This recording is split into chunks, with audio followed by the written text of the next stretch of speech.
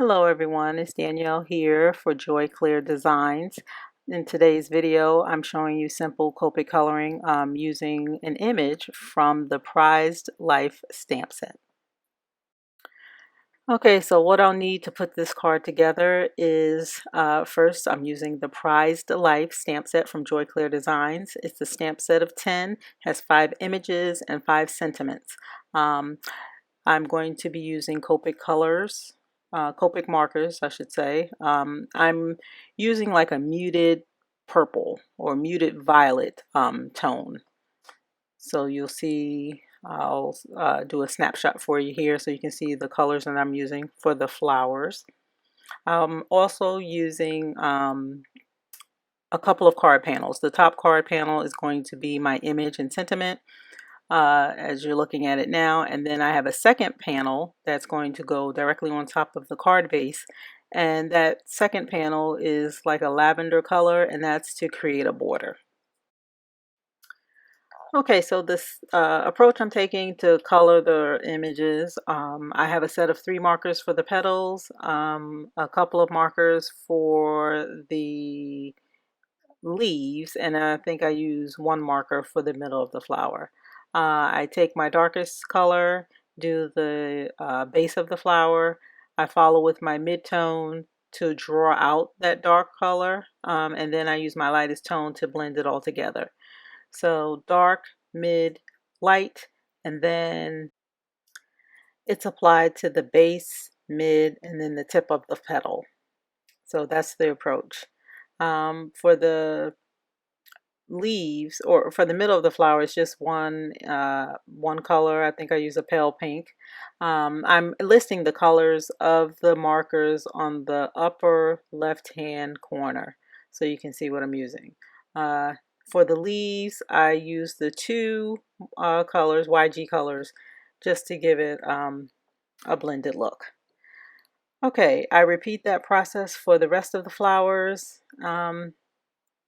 And that's the bulk of the coloring. I mean, the bulk of this is coloring, but the complexity is more in the design of, in the card design.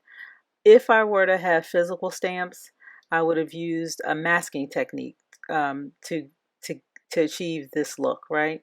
So I would have placed a piece of masking tape in the middle of the panel and then stamped my floral images overlaying each other and using another piece of masking tape.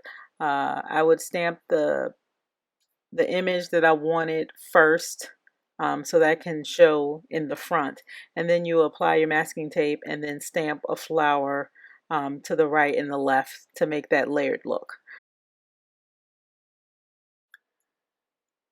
All right, to assemble the card, I'm using my ATG gun on this panel to apply it to the lavender panel. That's leaving about 1/8 of an inch border on all sides.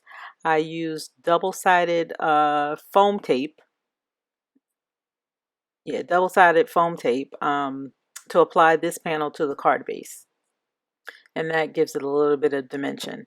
I'm going to follow with adding my Wink of Stella for the shimmer, and then the glossy accents for the shine, and I leave it at that. Oh, one thing, I'm not sure if I mentioned this. I'm kind of taping this on a couple of different days. I'm doing a little bit at a time, but I think you may have seen earlier in the video where I used my colorless blender marker, and that was just to push that ink back into the upper and the lower parts of the image. There were a few places where it bled, and so I had to use that marker because I wanted that linear look on the top or above and below the sentiment. So you may have seen that earlier in the video.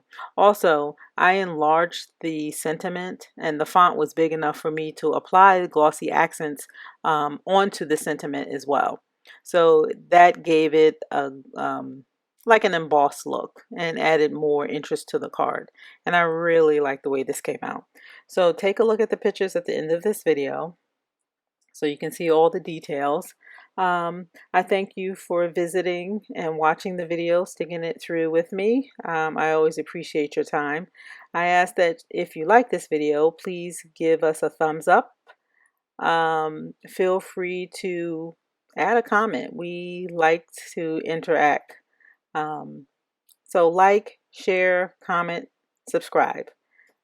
Thank you again for watching. You're going to see a few more images at the end, and I'll talk to you next time. Thanks. Bye.